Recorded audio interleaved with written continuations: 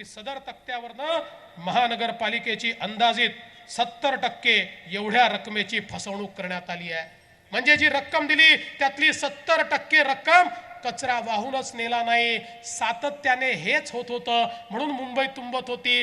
हा या ठिकाणी अहवाल बाहेर आला, लगेच आम्ही त्याच्यावर FIR दर्ज केला, त्या ठिकाणच्या ठेकेदाराला जेलमध्ये टाकलं। सगळे ठेकेदार सरळ आले, अधिकारी सरळ आले, नेते सरळ आले, सगळ्यांच्या लक्षात आलं जेलमध्ये जावं लागतं। यावर्षी नालेसफाई या ठिकाणी झाली, ती खऱ्या अर्थानं नालेसफाई झाली आणि आपल्याला आश्चर्य वाटेल, दरवर्षी नालेसफाईला जेवढे पैसे लागायचे त्याच्या 40% पैशामध्ये नालेसफाई पूर्ण होऊन गेली आणि त्यामुळे मुंबईमध्ये पाणी तुंबलं नाही। ही नालेसफाई गेली 10 वर्ष जर दरवर्षी तुम्ही केली असती तर मुंबईमध्ये आपल्याला पाणी दिसलं नसतं।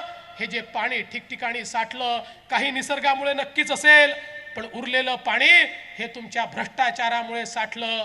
हे जे पाणी मुरलं ते अशा प्रकारे या ठिकाणी मुरलं। तुम्ही मुख्यमंत्री राज्याचे आहात, तुम्ही पंतप्रधान देशाचे आहात, एका पक्षाचे पंतप्रधान किंवा मुख्यमंत्री तुम्ही नाहीत।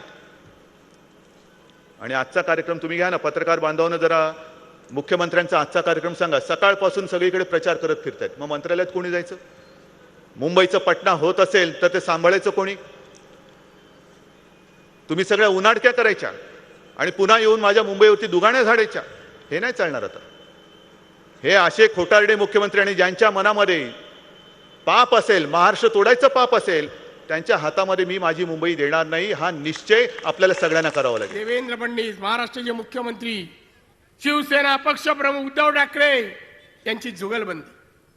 आमच्या कोकणात डबलबारी म्हणतात, भजन डबलबारी, इकडून एक बुवा उठतो तिकडून एक बुवा उठतो, ते मनोरंजन करतात।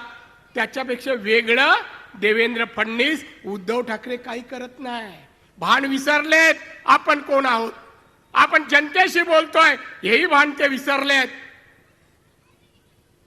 काय एकमेकावर आहोत, काय एकमेकावर अवकात काढतात एकमेकाची, वाघाच्या जबड्यात हात घालतात मुख्यमंत्री।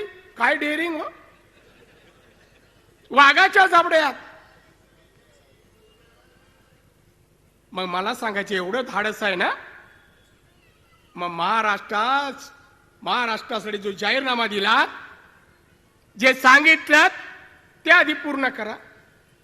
बांधवांनो भगिनीनो, मला आपल्या सर्वांना सांगायचं आहे, या भारतीय जनता पक्ष आणि शिवसेनेने महाराष्ट्र किमान 10 वर्ष मागे घेऊन गेले।